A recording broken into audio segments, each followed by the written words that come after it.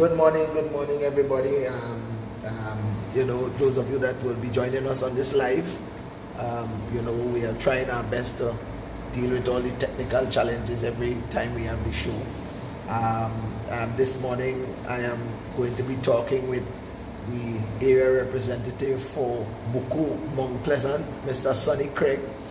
And Mr. Craig has been doing awesome work in his constituency, and of course in the division that he has been chosen to function, which is the division of health, wellness and social protection. Yes, correct. Right.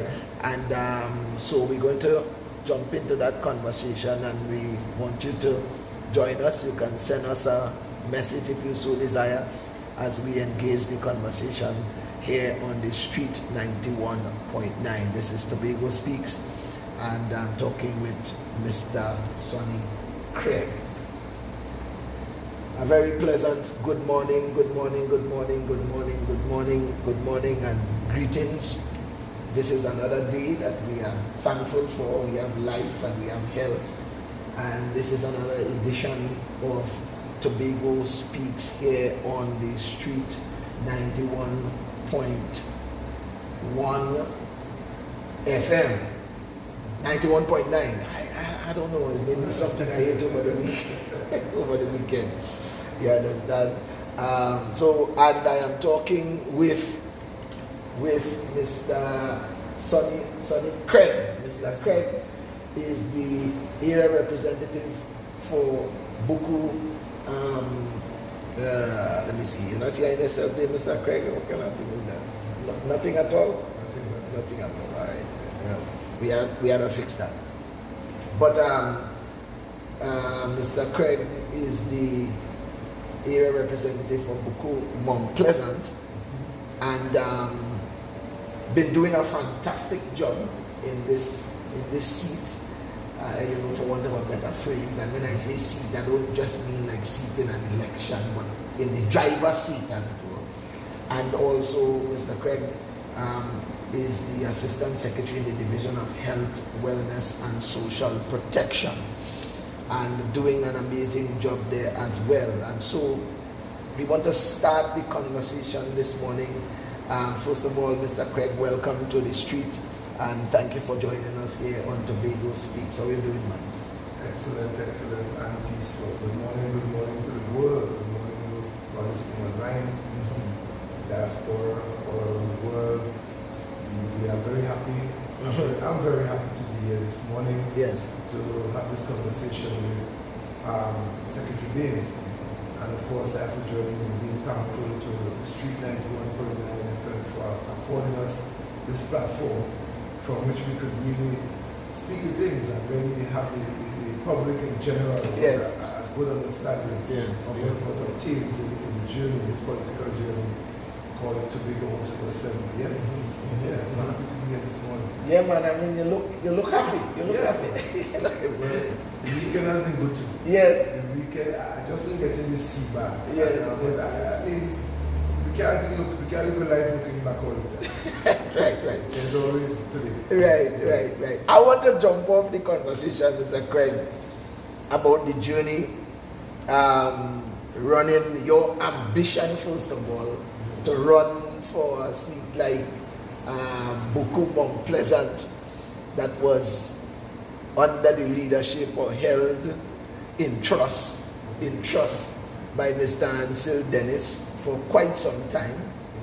Seems to have been a very popular area representative in that area, and some may even say that it was a safe seat, as it were, if there was such a thing in Tobago for the PNM. And you, with your ambitious self, just come on the landscape saying that you could run in this constituency and win an election. Talk about that for me, please. Well, I've always had, I will always have a love for Tobago. And I was politically conscious as far back as 1976. I remember the mood, I remember the energy in Tobago at that time when Ian Robinson and Winston Murray came to the fore. Yes. And I remember the energy on the ground in Tobago, and it was really something that impacted me in 1976 as a 11-year-old in Scarborough Side. Yes. See, Tobago, because I as a primary school student, I'm going way back here. I hope the leverage, yeah? Yes.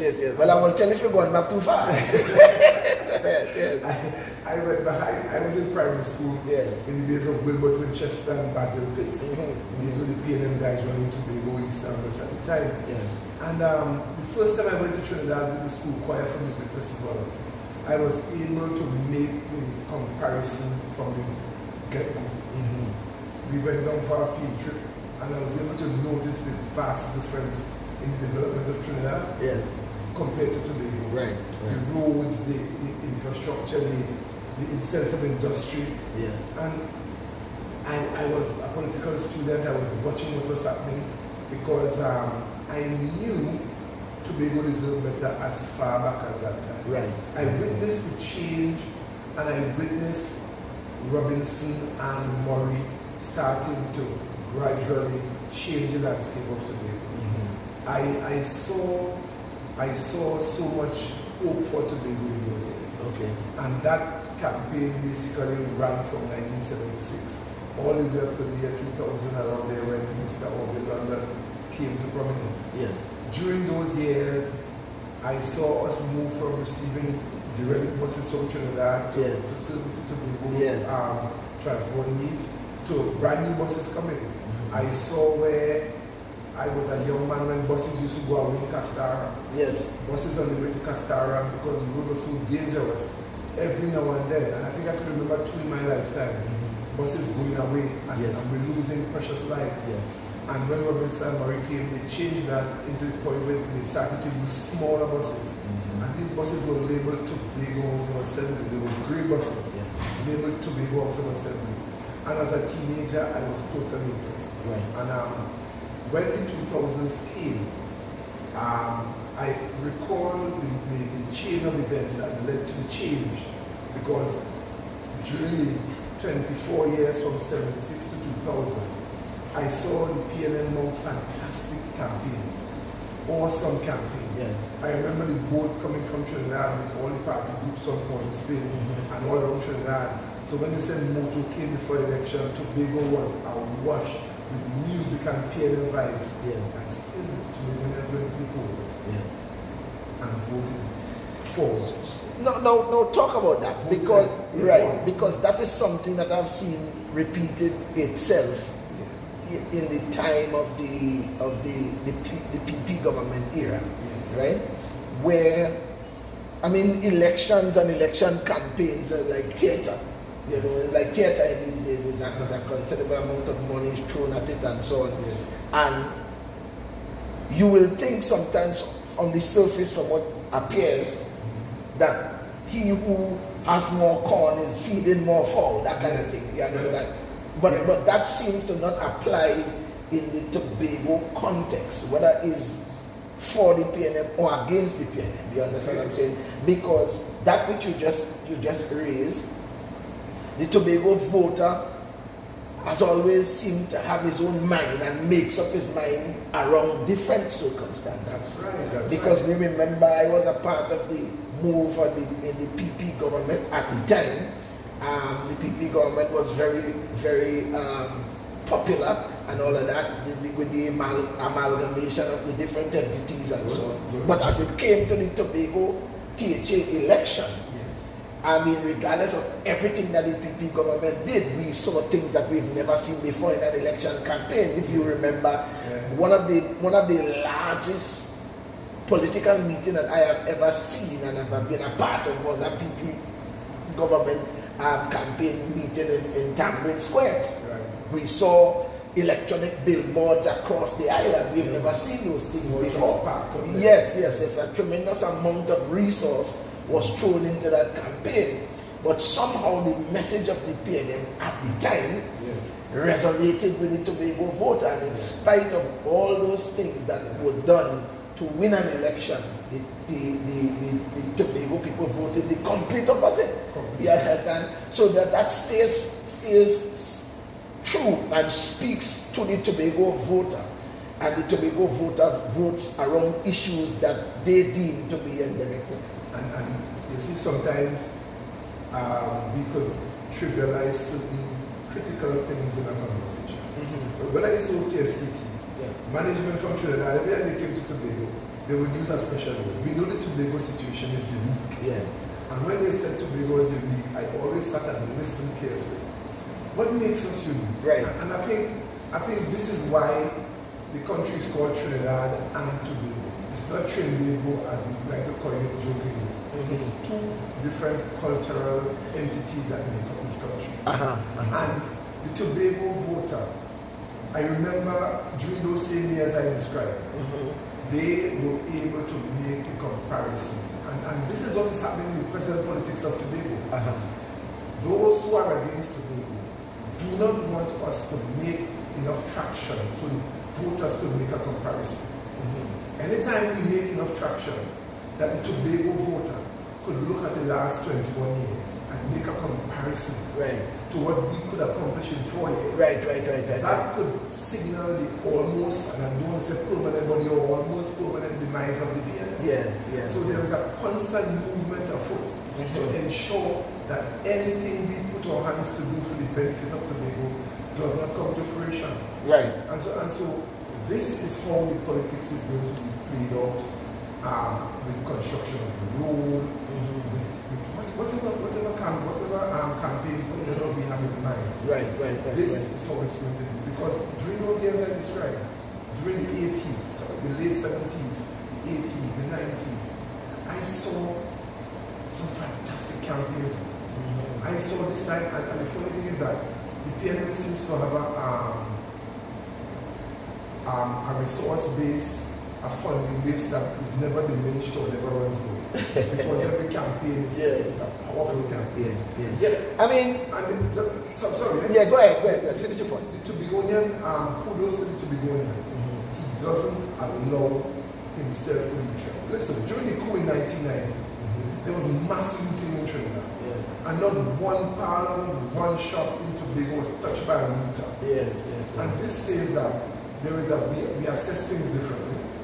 And so based on that, Tobagonians will give you, and take. And they decide, that's it. 14-1.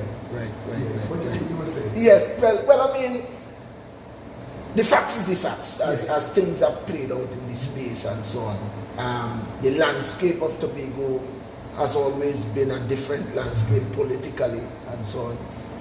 There is no question, while we are a twin island republic or a nation that is two islands and so on, we are distinctly different. All and sundry knows that. Our aspirations are different, our culture is different, and that kind of thing. But the thing is now we zeroing in on use and the credit against this backdrop that you just discussed. Decides now that you are going to get involved in this political fray and so on. And of all the seats that you could decide that you want to run for, is a seat that is held by one of the more popular candidates at the time. Tell me about that decision and so on, and how that played out. Before the 6-6 results, I was pondering, throwing my hat in the ring. It's a matter I was praying about for years, actually, because I went all back to 76 to show that I was interested. But I had to do it under a spiritual guidance. I depend on that spiritual guidance. I come from a church that we believe in change, we believe in a better society, looking forward to a heavenly goal.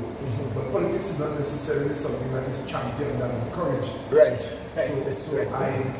had to, I couldn't go out there on my own. I had to get some kind of spiritual guidance. How did I get that? I wanted to go for this when it was 6-6. And when I saw the 6-6, I said to myself, Sonny, you could have been Muku. I said, Sonny, why you could have been Muku? had a few things that I had to my advantage. I went to Buko Primary School. I went to Mount Pleasant Seventh-day Adventist Church first. And I moved to Canaan Seventh-day Adventist Church. Right. Of course, at the 660 it was Buko Mount Pleasant. There was no Canaan. Right. And I had a business that serviced those communities intently. Right. Not for political reasons, but Right. just business, my business acumen, which was limited at the time, told me that the hardware business would benefit those communities. Right. So I served those communities from 2005 right up till I closed my shop in 2017. Right. So when the election came around, as a matter of fact, I was approached by different people from the Tough Dark, TOP, coming up. I was already spoken on the politics in social media and so on. So they knew I had a love for the island that would motivate me to enter in the political frame. Right. So when the 6-6 came, I said, well, this has to be it. Coming up to the point where they had to select candidates now for the repeat, because I asked my father, I said, Father, if I am to go up, I must go up in a seat that I will not have to contest and create any kind of bad blood or enemy to anybody. Right. So the lady who went to Buko before, when I approached her and asked her, are you going? And she said no. Right? And I think she was in a situation where she couldn't. Right. And so quickly I got COVID. And I lay at home for some weeks. My last daughter was taking care of me. Right. And she would make me supervision, go out and take the sun in the morning.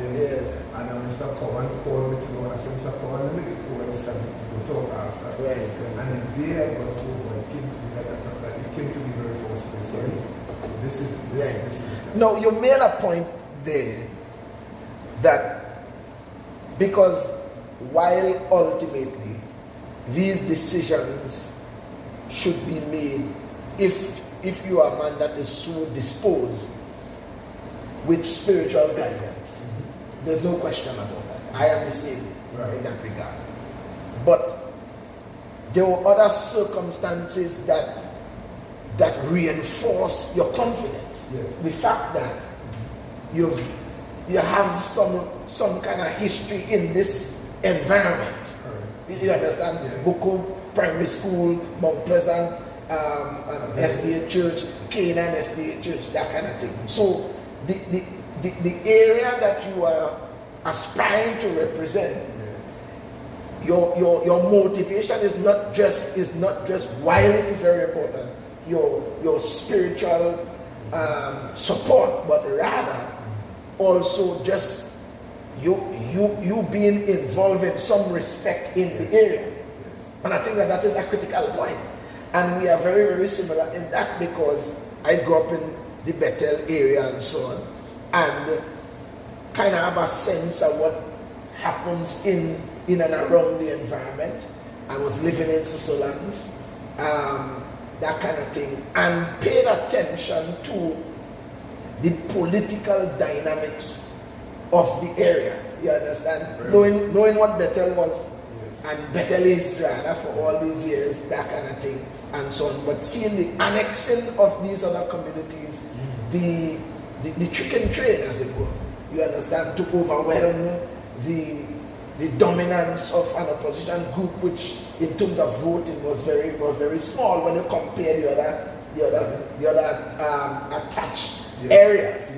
So what I'm saying is, my confidence came, one, from my spiritual grounding and so on, but secondly, I figure that if you explain to people what has been happening to us, why we keep losing in this area, if you explain that to them, then, and also say to them that this is what we can do better, against the same backdrop that the point I raised about feeling that we are here now as an island, we are now here now as a people, but we could do more. We should aspire to do more and to be more.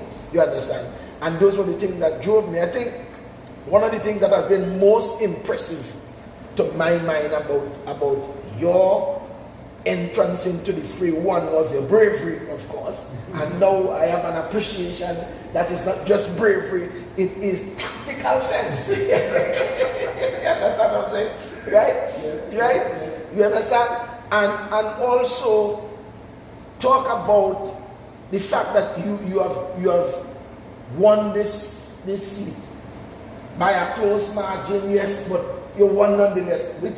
Because when we compare the last opponent of Mr. Dennis in that seat and the numbers by which he won, it speaks to one, because you had to catch up the number and then try to give him some edge. You understand? So anyway, you take that.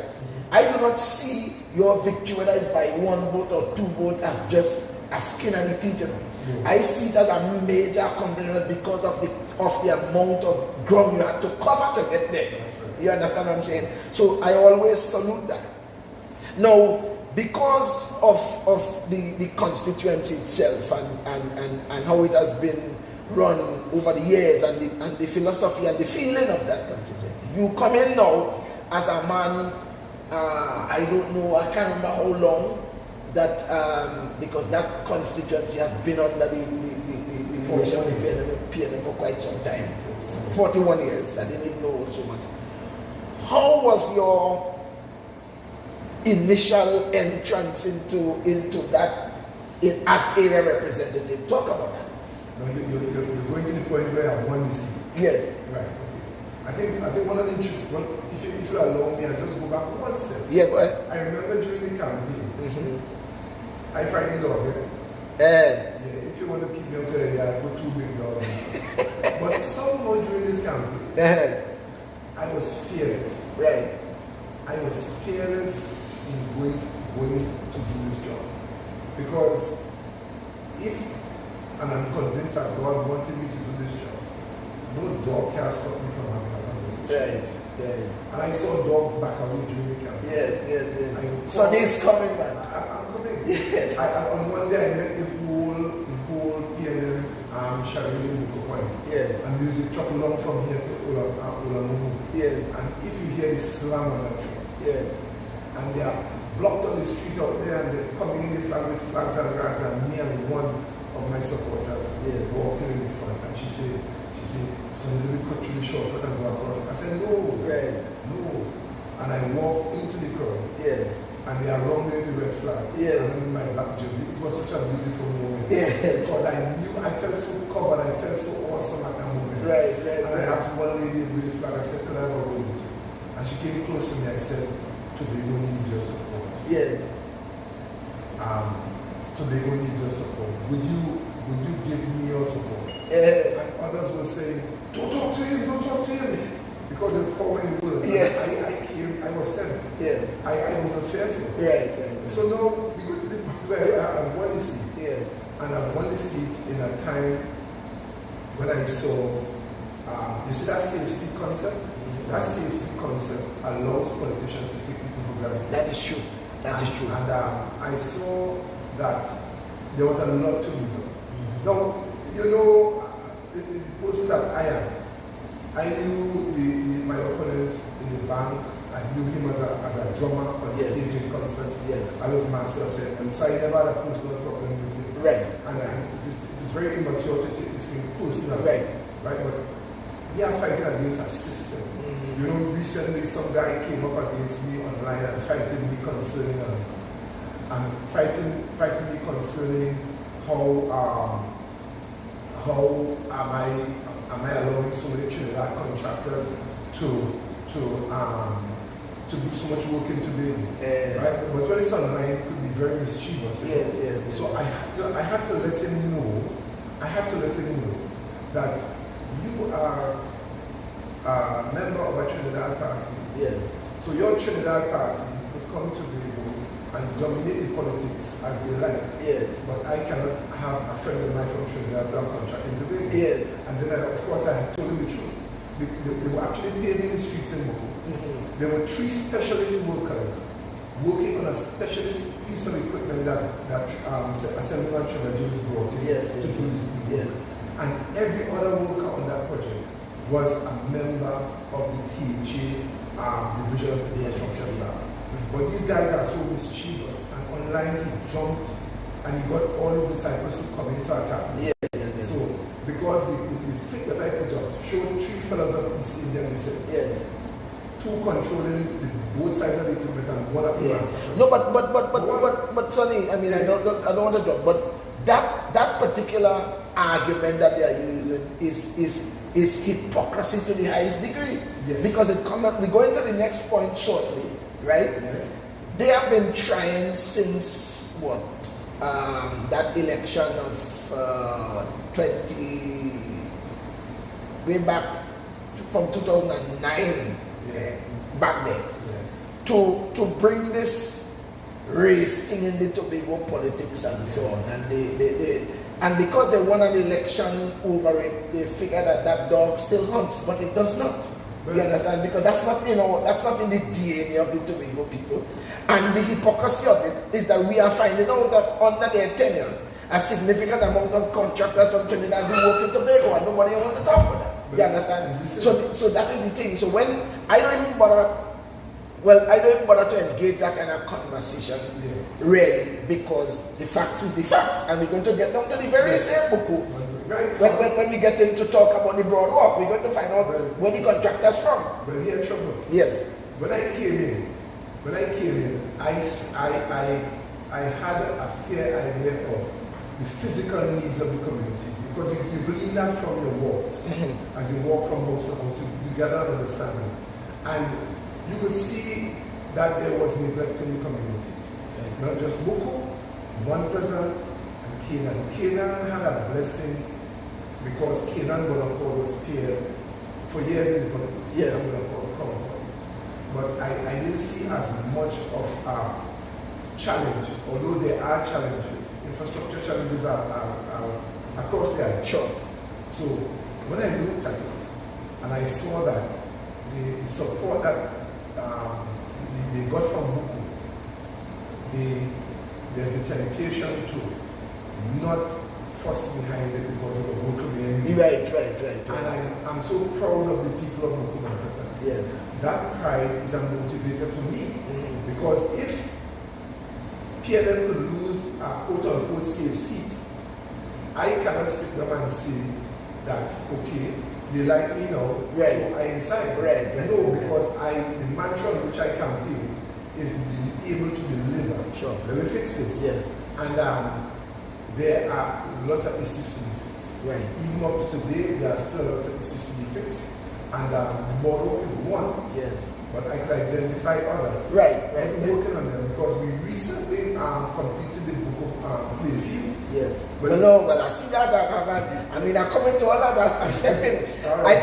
I think I wanted to go to the broadwalk because the broadwalk is in is current affairs. Right. That way, you understand? The broadwalk was one of the things that Mr. Dennis prided. That was a pride for him. Right. And I don't argue every area representative will do something in their district that they think will lift the district and all that. Yes. So the project itself, the Buku Broadwalk idea, I don't have no problems with that. You understand? No problems. When I looked at the newspaper article from in fact, Mr. Dennis said from a News Express article 2012 said that the concept of the broadwalk started in 2012. They didn't really get the project started until about 2017 right? And they started with one contractor, they had a problem with the contractor, and then they had two other contractors. One of them from Digo Martin, right? You mean like Trinidad? Yes, Digo Martin, Trinidad, and the next one from, we could say, south of the Caroni Bridge. Right. The name suggests, the name from Kuva to be exact. Somebody of East India. Right. Okay. So the question of you PNM people who always got to jump about Trinidad, you need to hush up with that stupidness because you all have been practicing that under your tenure. And not just them two alone, it has several others. Correct. Several others. So stop that nonsense. That no longer works on the Tobago, and it is hypocritical, and it cannot be that you are the bastions of morality and honesty because you all have been practicing that for years. So stop that nonsense, and we're not accepting that anymore. What we are concerned about is the work. So the broadwalk project starts on 2017 thereabout, estimated to cost $6 million in the phase 1 and phase 2. They didn't say phase 3 or whatever. We find out that by the time phase 3 is done, that the project costs $10 million. You look at the project, value for money, 200 meters a beach strip. You know, some contractors say that is overpriced. That is overpriced, right? Yeah. And to say that, to make that assessment, it is not insensitive, nor is it unreasonable, because there are several other projects under the purview of the PNM while Mr. Terance Baynes was in leadership over there, and so on, that were overpriced by some 100% in some cases. There's enough evidence for that. Yes. Evidence come from the audit and all that, where we have contractors that were paid for roads they never did, paid for roads with one specification, and then you go to and check the one. So the evidence is there. You can check it out if you want. Right. The point is that we are finding out that this broadwalk, it is a beach project. Therefore, anybody, if you build a house, Mr. Sonny Craig, yes, by the beach, by the waterfront, okay? Material choice. Of course. And you are a man that rather hardware. Yeah. So that is a no-brainer. Yeah. It is a no-brainer.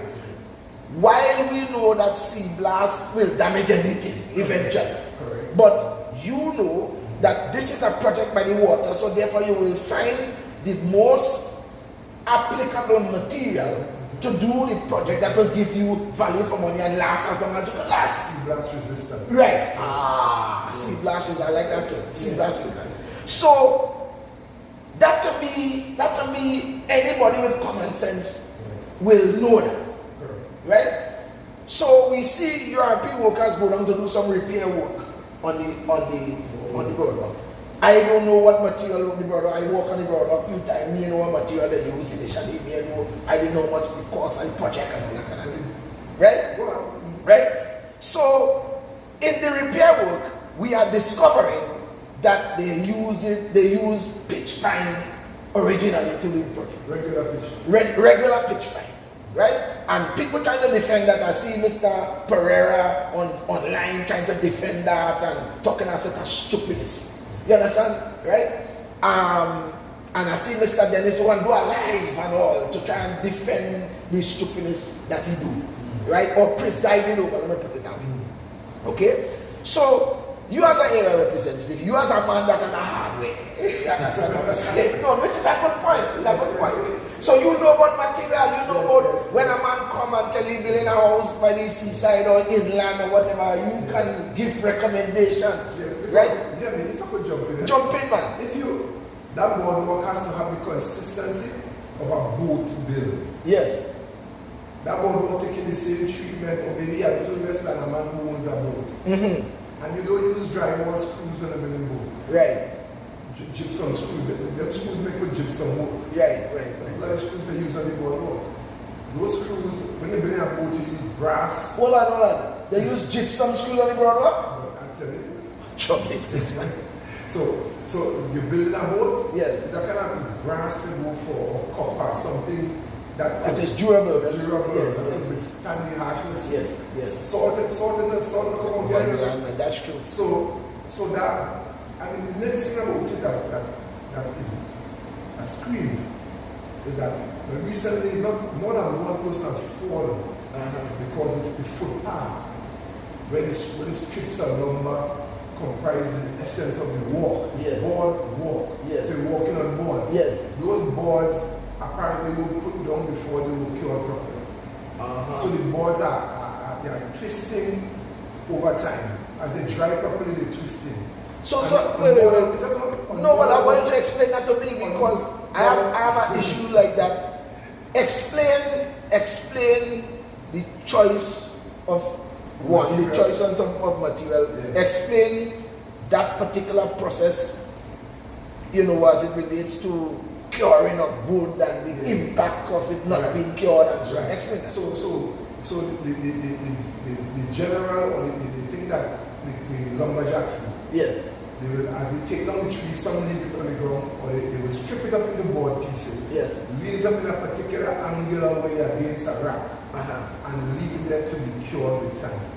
And the movement of the wind and so on will dry the lumber, and the lumber will dry and take its form. I think it's maybe the way it's leaned up. Yes. The moisture drains out whatever moisture or dries out. Right. And then you could take it from there and you could plate it into shape, shape it how you want it and build what you want. Right, gotcha. In the case of the boardwalk, apparently the pieces that form the strips that make up the boardwalk, they appear to be like maybe 1.5 by 8 inches wide or so. They were bolted into a concrete base. Yes.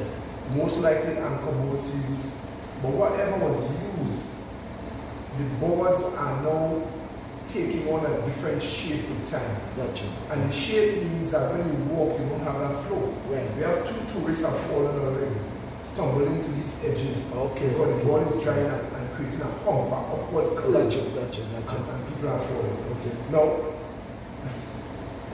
so much of what we have seen since we came to office is subject to repair.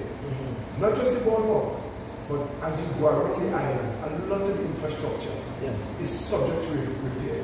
You recall that building that Tatco had to unearth somewhere in the country when they went into the building. They saw so much of fall. Yes. So, and now the challenge is where you have monies for development being short, instead of spending your money on new projects, you have to spend it to repair. Yes. So when we said that we fix this, we had no clue because we were thinking about fixing policy, fixing things to set the island on a progressive trajectory. But instead of spending money on those things, we are spending money to repair infrastructure that was right. And the boardwalk, regardless of the dates given, I recall approaching the 2020 elections.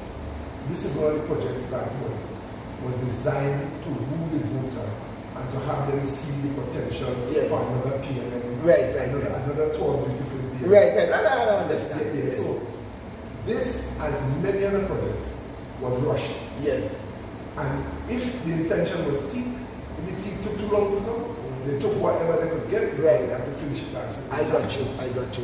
And that is a salient point that you're making, because we see that with projects like that. We see that, especially with we see some road paving that took place that we have to go back and fix now.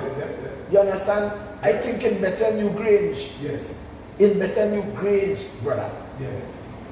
Over $82 million of work in road infrastructure took place in Bethlehem Grange. And we still, when I go and ask Secretary James now to fix that thing, Secretary James don't watch me and say, Baynes, you understand, the rest of the island need attention, you understand what I'm saying? Because it should be. And I understand. And when other secretaries object, their objection is not without reason. Because one of the things that motivates me, especially with this team of assemblymen, is the passion every assemblyman has for his district. Sure. The passion every assemblyman has for his district. And just as the people would like to see everything fixed in the shortest possible time, I think the assemblymen are fighting hard. And sometimes people meet me on the road and say, Craig, I talked to such and such a assemblyman, and like I gave what I want. I said, boy, I was being in Baynes will be fighting for you, boy. And everybody wants to get their business fixed. Everybody wants their district to go. But everybody is also practicing a high level of patience to see that the thing is done in a certain order. Look at Allfields. Allfields Road was a rush work leading up to an election. And that rush work resulted in 2 years of wait for us to really get it done properly, and it has been done properly now. Right? We've had a serious problem with with lines in that area too as well. And if I could jump across back to Boko, I was just generalizing. Back to Boko. The Boko playground was there, and it appeared to be just a cutting it in. But when we cut the field, we realized that somebody was mining an animal on the field, or animals.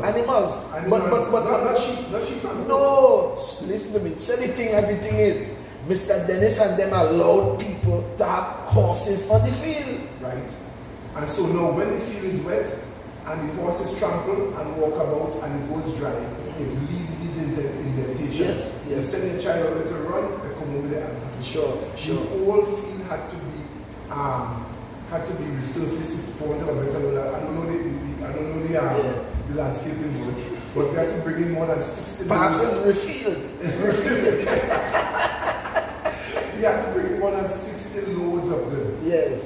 And do over the entire surface. Yes, yes. And of course, we have to cut it, bring that in, grade it into shape.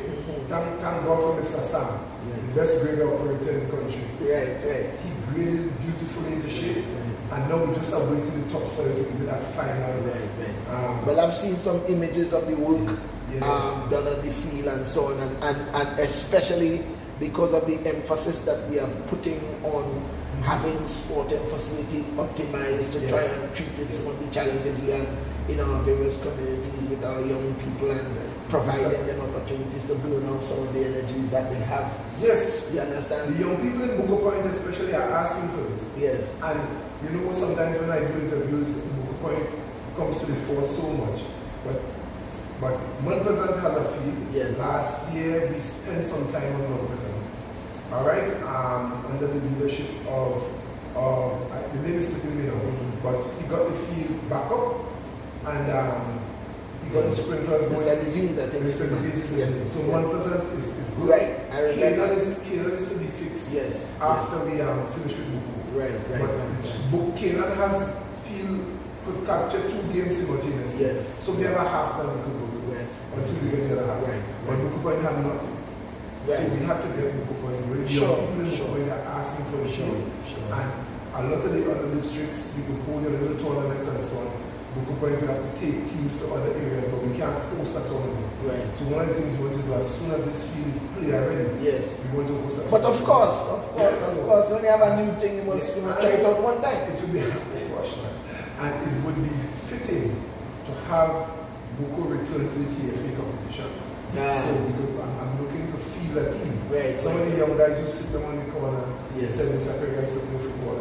Right. And I can still play football. So I'm really anxious to see a team come out of Buku. Right. You know, I think we have to give credit to Mr. Clark for his leadership and the work that he's doing with sporting facilities around the island. Yes. I remember him saying that he went down to Buku personally to oversee the work and see what Mr. Clark is a man that leads from the front. He's a hands-on kind of man. And I am particularly encouraged by the support that he gives in the division, especially as it relates to these sporting facilities and so on. He came personally actually to make sure the hard courts are working, cleaned up and so on. Yes. There's still some core washing to be done, but he was there. We got there was a bit unsightly because and the lights were not working for a while. He got the lights on. Yes. So we're looking at some of the young people are looking at some futsal as the hardcore type football. Yes. So I'm allowing them, young people, to speak and lead what they would like to see. But I think many times in the politics, we go beyond being facilitators and we could weary ourselves.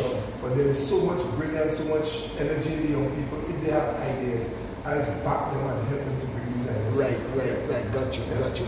Now,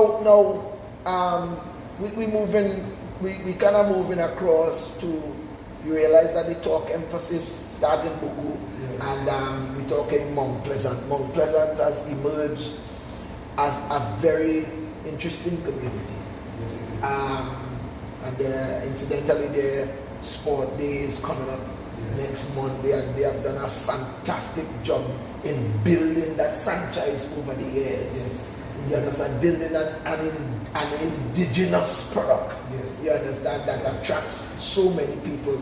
I was in a meeting about 2 weeks ago where the president of the village council was sharing his thoughts as it relates to village council management and that kind of stuff, and the kind of independence that they have been showing and kind of giving, hoping that my view, hoping that those sentiments could be like a template for village councils across the island and so on.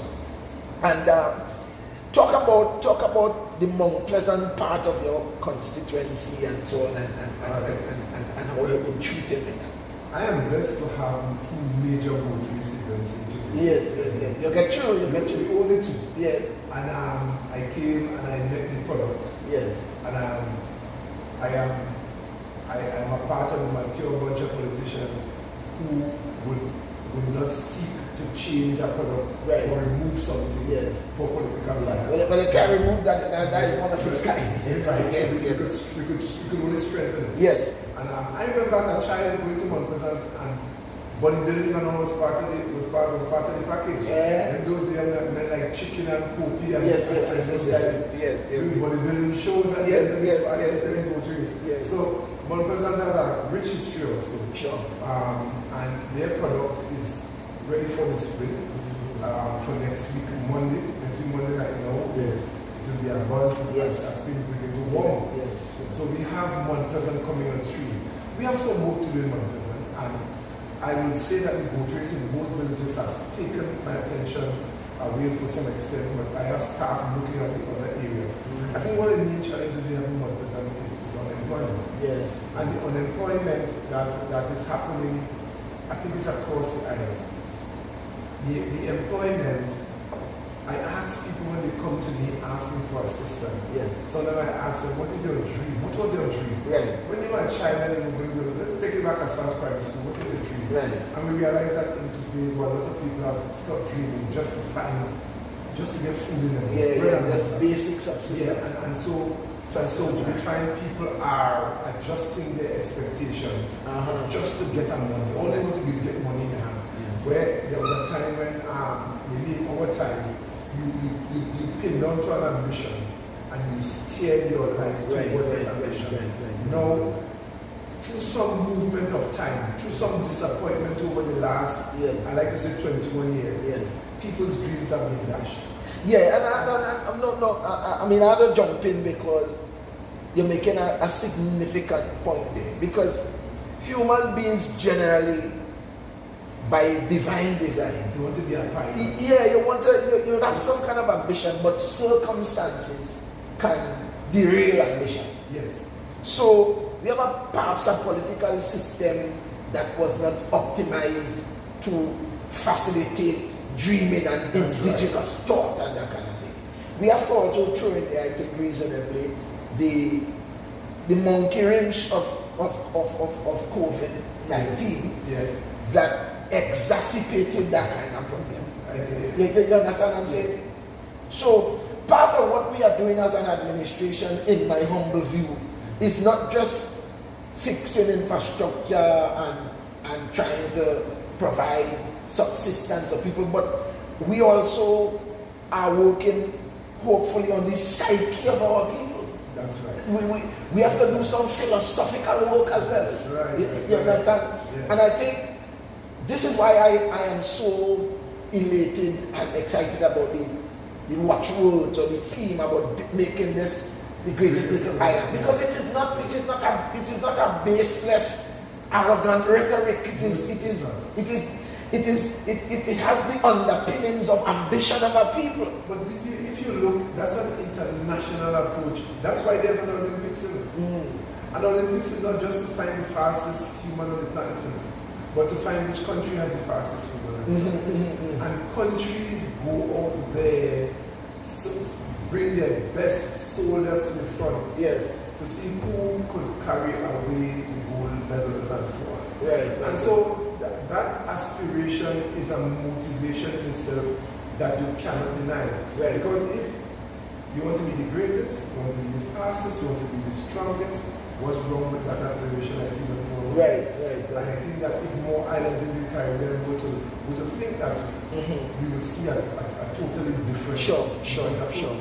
So what we have is that Mount Pleasant, as any other village in Tobago, has the spread. I see the spread of all the different challenges. They have the measure of success and so on. We have the small businesses in the community. we have a school, we have a nice balance in one president. Yes. Of everything that is to be. And we have some negatives we have to work on. Yes. And of course, that is not insurmountable because in conversation we realize that people many times settle for what is convenient or what is reachable. They settle for what is reachable just to get some food to eat. Yeah. And it's, I mean, it's human beings. But if I could jump in, sorry to cut you. But you see, sometimes, you were a part of the 1986 victory of the NAR and what Robinson had to do between 86 and 91. And because of what he had to do, he was removed from office in 91. Yes. But yet I could hear one of the great economists in Trinidad saying, here my years, 86 to 91. He said Manning was able to do what he could do because of the sacrifices made in the late 80s. Yes. He didn't give reference to who made the sacrifices. But the economist is saying Trinidad and Tobago as a country recovered from the problems of the 80s based on the sacrifices made in the late 80s. Who was our Prime Minister at that time? Yes. And so we see now, every time this party takes the island down, it takes serious sacrifice. The island, we inherited an island that lost its way, for want of a better term. And in the last 2 years of that journey, it was capped off with COVID-19. So by the time we came into office at the end of COVID-19, we had recovery of bad decisions made. And we also had to deal with the reality of the mess that COVID has. And I think if people really do the assessment, they will admit that we are doing well. But you know, human beings, when it comes to basic survival, I think human beings are not as hypersensitive as we would like them to be. You know, yesterday in our church service, I was sharing about a siege in Samaria, the capital city of Jerusalem at the time, and how the siege impacted the people that lived in the city walls, within the city walls. After the food ran out and inflation went to the roof and people start practicing cannibalism and so on, things that you don't normally, you can't reconcile. But when it comes to survival, human beings will go to survival mode. You understand what I'm saying?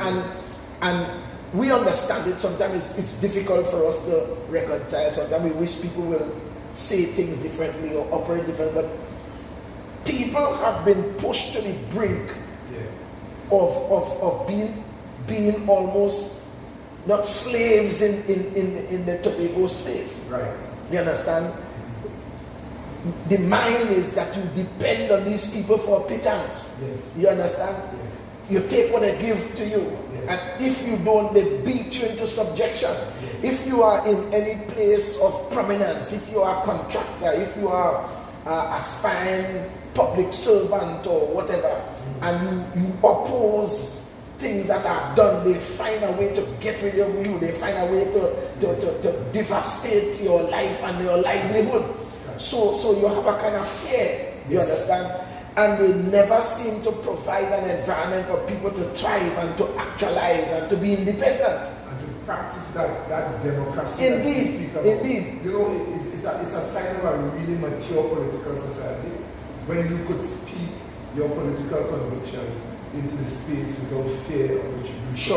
Fear of victimization. When I hear people speak about my chief secretary sometimes, those who do not support him, I would say comparatively, could they have spoken that way about any government? Especially if they commanded a share of anything meaningful in the society, it could be politically touched. You know? So if you wanted to get contracts and you want to do this and you want to do that, you just sit quiet and allow things to run.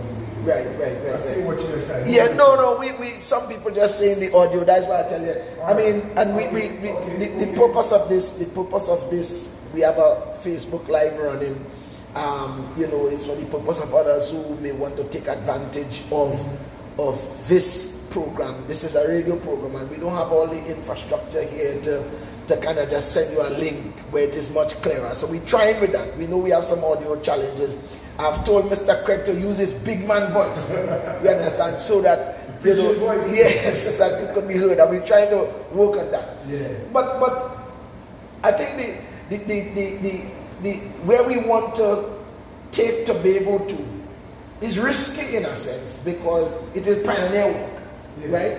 I really want to see a society where even if you do not agree with my political philosophy, that you must not be fearful to voice those disagreements. Right. I want to live in a society where I don't attack you personally because you do not share my political perspective or point of view and so on.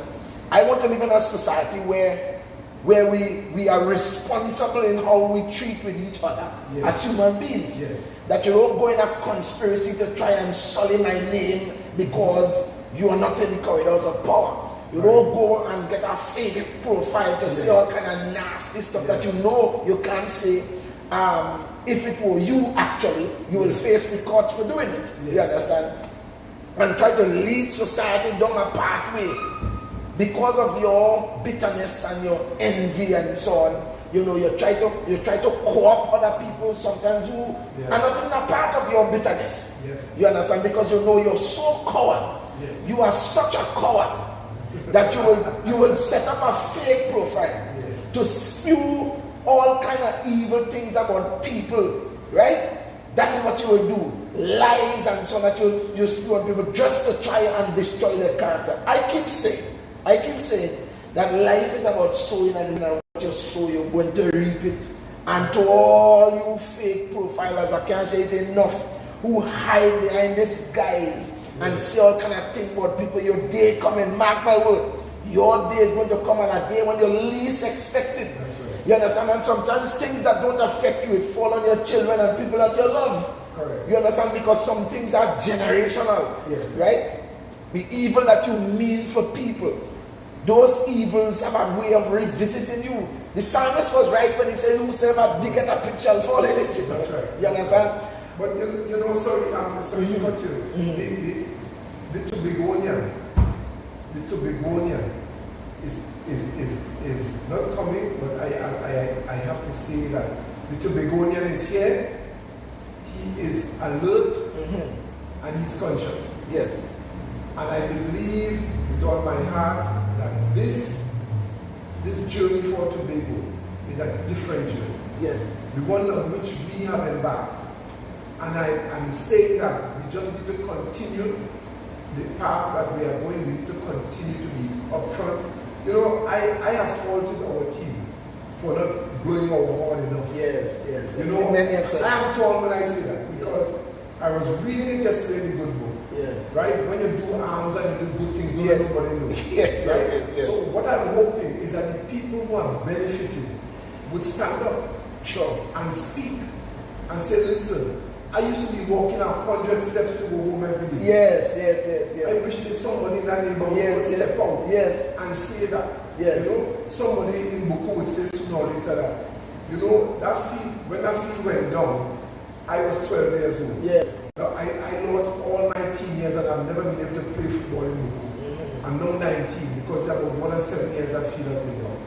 Yes. And I'm hoping that Tobagonians will develop that courage to step out and speak the truth into the space and let it be known what is being done to them. That's a serious point that you're making there. One more thing quickly. Go ahead. The expectation of the people. I want to ask Tobago people to manage that expectation. Because sometimes something has been broken for so long.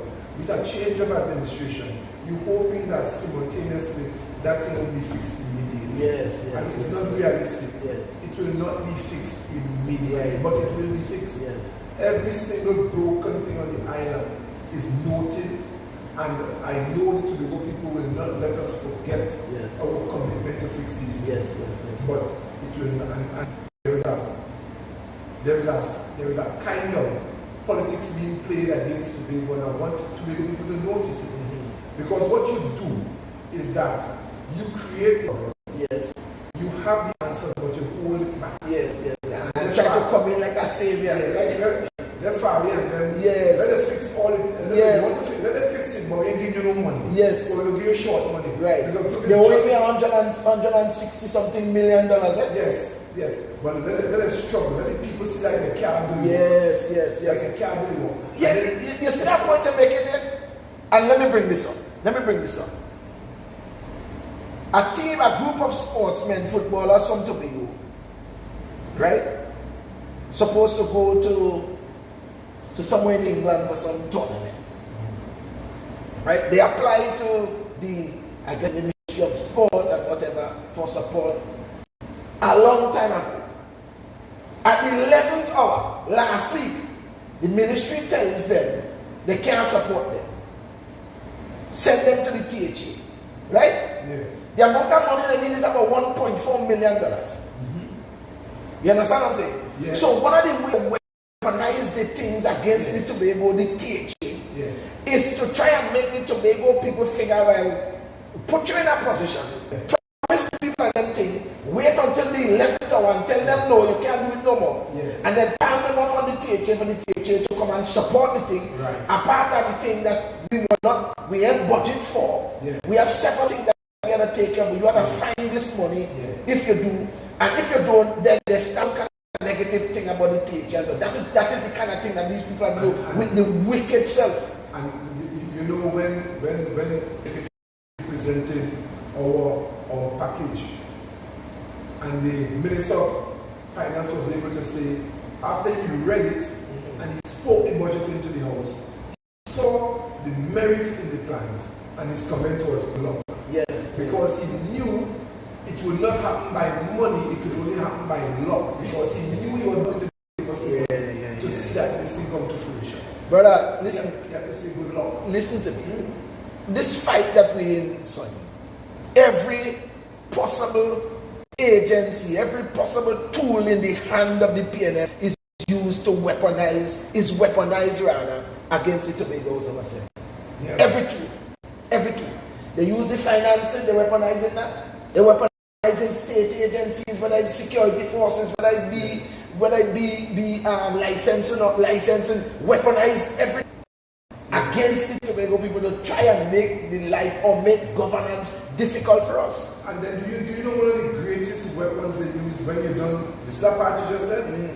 The summary of that now is when the Tobagonian become frustrated, and he speaks separation. Under frustration, he speaks separation. Then they come in on the back end and say, they come in and say, Farley and them only want to secede. Because they know Tobagonians are not, they don't want to secede. So then what you do, listen to me carefully, what you do, you deprive me of what I need to move forward smoothly and effectively. You deprive me of that continually. And somebody will get up there and say, but wait, drilling oil, it's the same point. They're drilling natural gas, they're making money off of me, and we have to live like this. You better secede from that. And in that frustration now, you hear that word in the politics now, and the Tobagonians who might not see merit in it, back away from this whole party. And we are not secessionists. No, I mean, we have our ambitions as an island, but a significant percentage of our people live, work, and are part of the Tobago, the Trinidad landscape, and so on. We don't have no.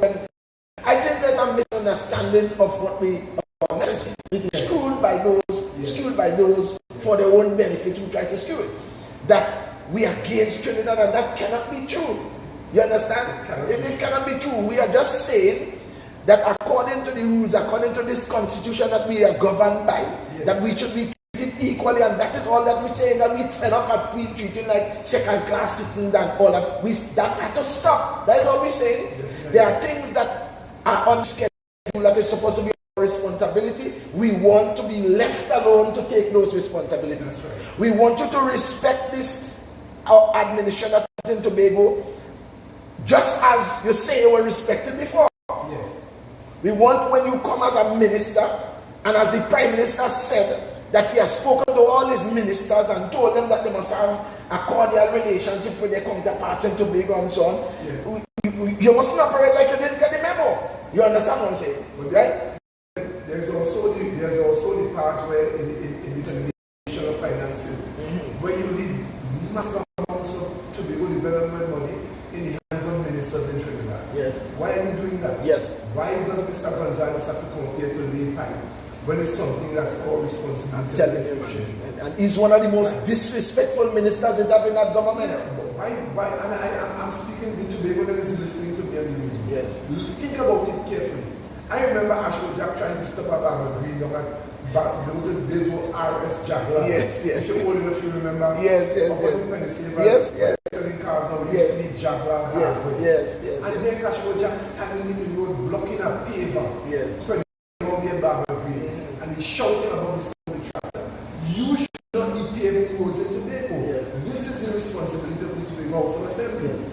And those years were the years of the paving minister Carlos John. Yes, I remember. Right? And I'm saying that why do we have to as a people go to these lengths for you to be I think and here's another thing, Sonny.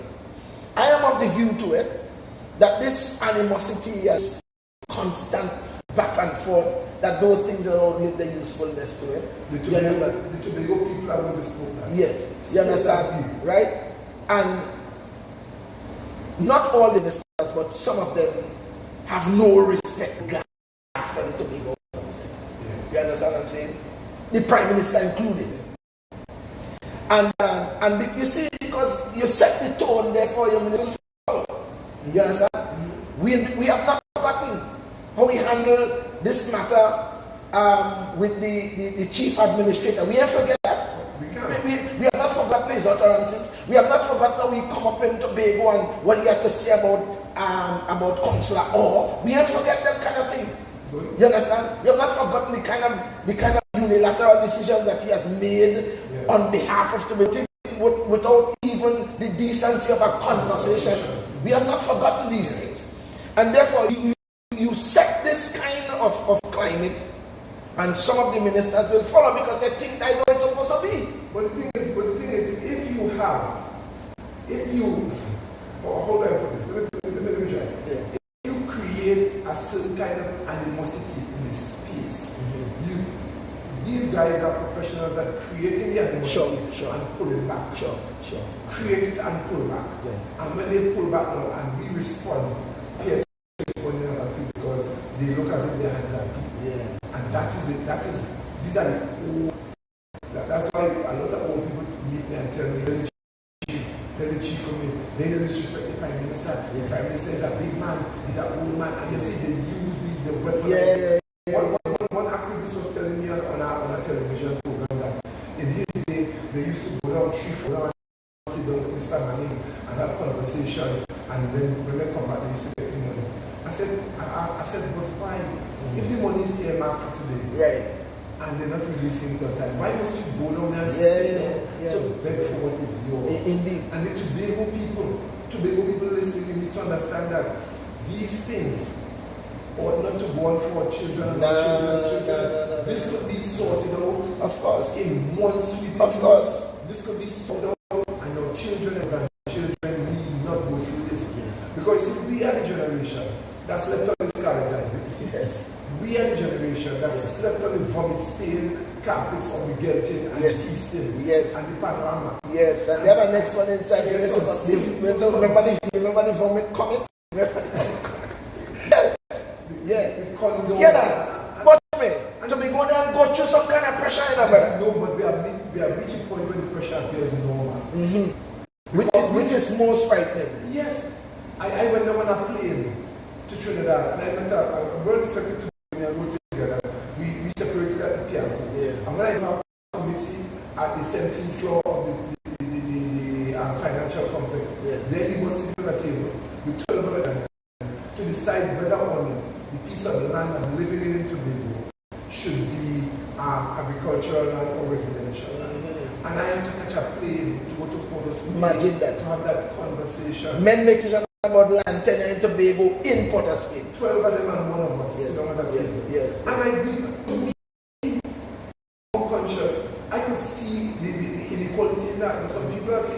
I had to do something. What I had to do? I had to go through that family meeting. Yes. And you run go down there when these things is just to put a group of ball into Tobago. Yes. You sit before the ball and you make a decision. Sure. Yeah. And as we were talking about this whole transportation point made about normalizing and and sometimes people just get immune to it. I have even found myself, and I had to stop it. I have even found myself telling people that if you have not slept on the airport once or twice, you have not on a critical part of the Tobago experience. And I don't stop saying that. Because that is one of the things that the bugbear of the Tobagonian across the board, whether you be PNM, TPP, or wherever you want to be, those things, there are something that affect us all. Yes. You understand? Sometimes the PNM officials operate by saying, as if the Tobago that we live in is a Tobago that has no PNM person. As if the policies that we put in Tobago is not going to impact PNM people. You understand? Right. As if when we fix the roads, or when we increase salaries, or when we provide optimized services at the health facilities and so on, and when Secretary Pollard gives out and so as if it's just TPP people alone. You understand what I'm saying? That is something the Chief Secretary has always been deliberate in this conversation. Yes. This is not, we are not them. Mm-hmm. This is Tobago people's party. The Tobago people. Yes. And I heard you talk about health. I want to talk some health. Well, I reserve the last half an hour for we to talk health.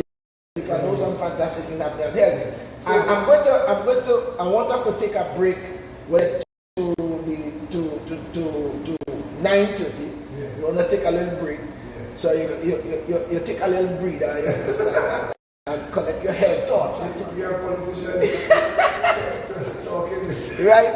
But I know we're raising a lot of issues, but there's just so much to talk about in the base to talk about, as it relates to serving your community and so on. And I said it before, and I want to say that I think that you're doing an exceptional job, especially the backdrop of the philosophy of the Constitution that you now serve.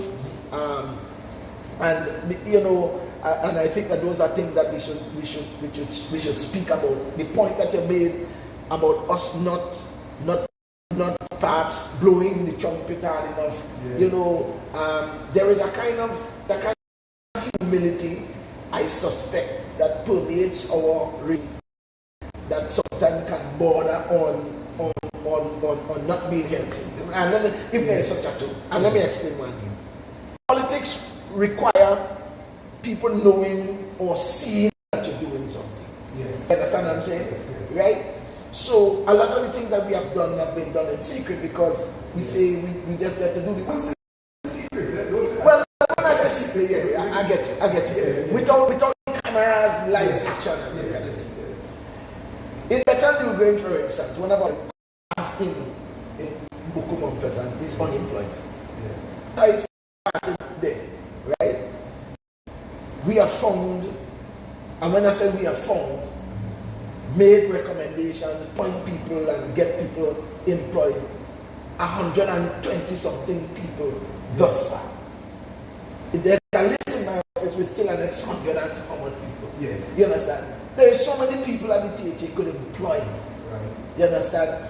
And you always have people who say, a man meet me in a week sometime about 2 weeks or tell me I ain't doing nothing for better. The thing hurt me so much that I felt like I slapped. But I don't know what he means. Yeah. I don't know if he means that I didn't do something for him, because oftentimes when people say that, they mean that you didn't do something for them directly. Yes, you understand? But the work is fluid. It's ongoing. We have some infrastructure challenges in the district and so on. And I had to be gun shy sometimes when I talk to Secretary Jane because of how much infrastructure work has been done.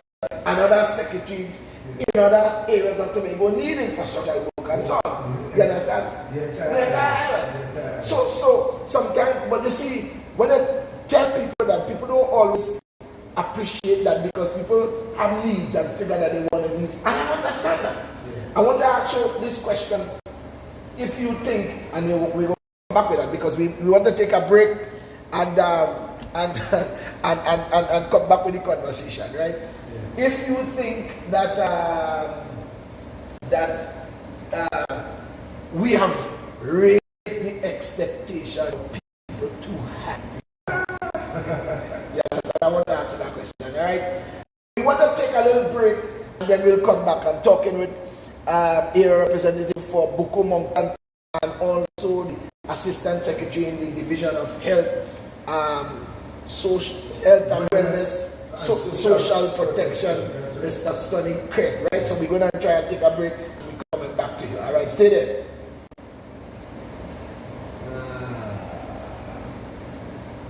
Ready to.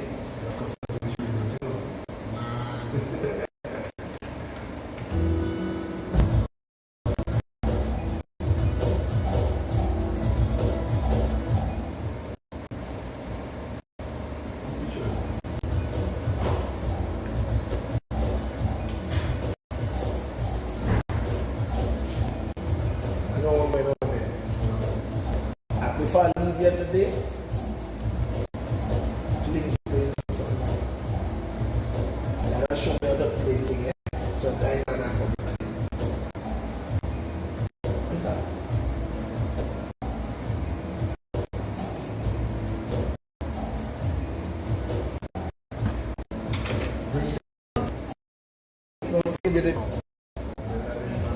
Those of you that are here with us, we're trying to deal with the audio issues. I know every morning we come the audio because of the platform that we're using, and I see, it's a serious challenge. It's a serious challenge, yes. It's a serious challenge. We're hoping that we're getting better. I seen it sticking and all that. Sorry. I think what I'll do, I'm gonna end this. I'm gonna end the live here. Right, I'm gonna end this here and I'll start a fresh one on a normal Facebook live, and for the final half of the program. All right, thanks for joining me.